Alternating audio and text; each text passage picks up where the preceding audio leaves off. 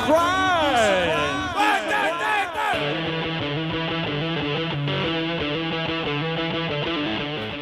Hi everybody, this is Legit Nerd Girl, and today we're going to be talking about my top 5 favorite video games of all time. Warning, this does not include any Legend of Zelda games because I couldn't pick any because they're all really good. My previous video of the top 5 most unsung video games of all time, those are one of my favorites. Those are some of my favorites as well. So I didn't include any of those either, though they're part of my top 10. So number 5 on my list, you guys are going to make fun of me, but is Luigi's Mansion for the GameCube. Now, I really enjoyed this game. I watched my dad play it, and it really scared me. I didn't want to ever, actually go ahead and play myself.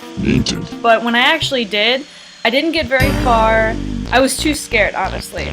But I really like the way they use the elements. There's ice, water, and fire. And you get to figure out there's puzzles to beat different ghosts. The boss battle is so difficult. I've only beaten that game once. But the premise of the game is you and Mario both win a mansion from a sweepstakes or something. And it's like, oh, so pretty looking in the picture, and then you go there and it's like haunted.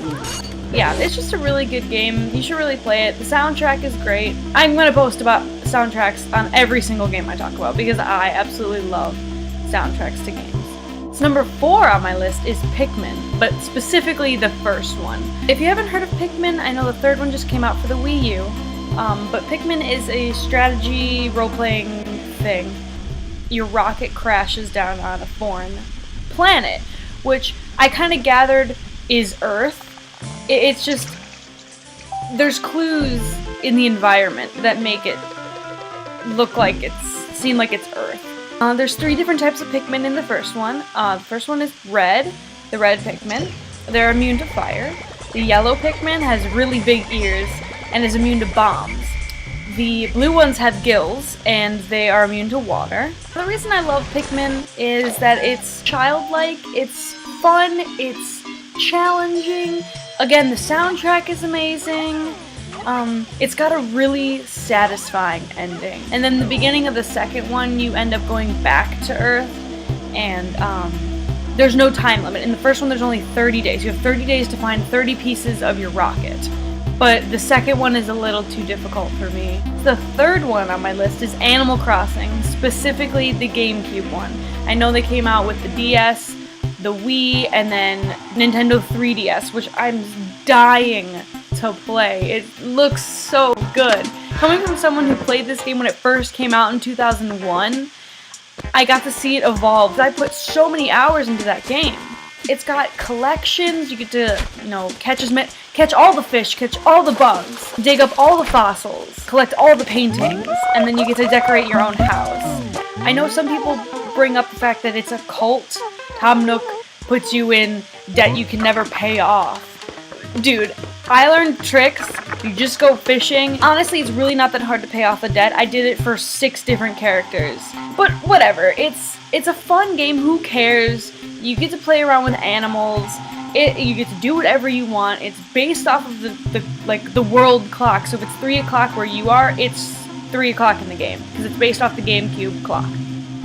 Number 2 on my list is Minecraft. I love Legos, so it was more like a 3D digital way to play with Legos. As I said before, I'm a console gamer, but this was the first game I ever really played on a computer.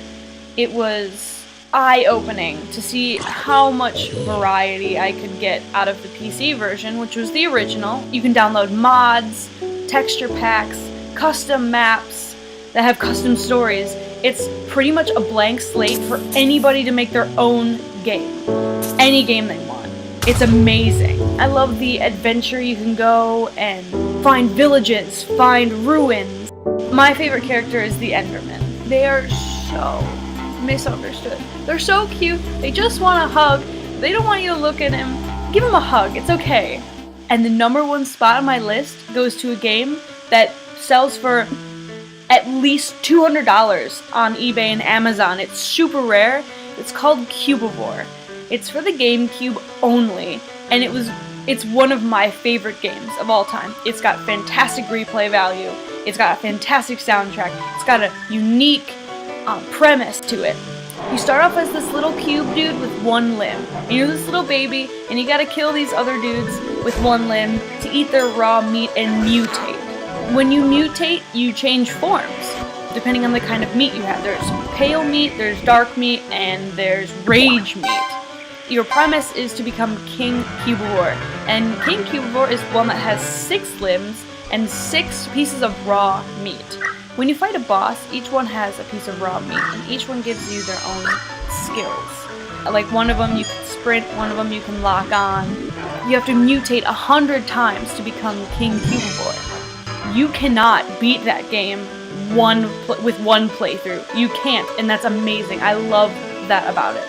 Because it knocks you down and you're just like, oh, fuck this game. Ugh. But then you'll play it again and again and again. You don't want to stop playing it. I've actually never gotten all of the mutations, and I'm still playing it, trying to get all these mutations, trying to figure out where, what combination, where I need to do it. But it's very challenging. It's got a great soundtrack. The boss battle is fantastic. You should really check it out if you can find a copy of it or can afford a copy of it. It's super rare, and I still have my copy. I can't get rid of it. I won't get rid of it.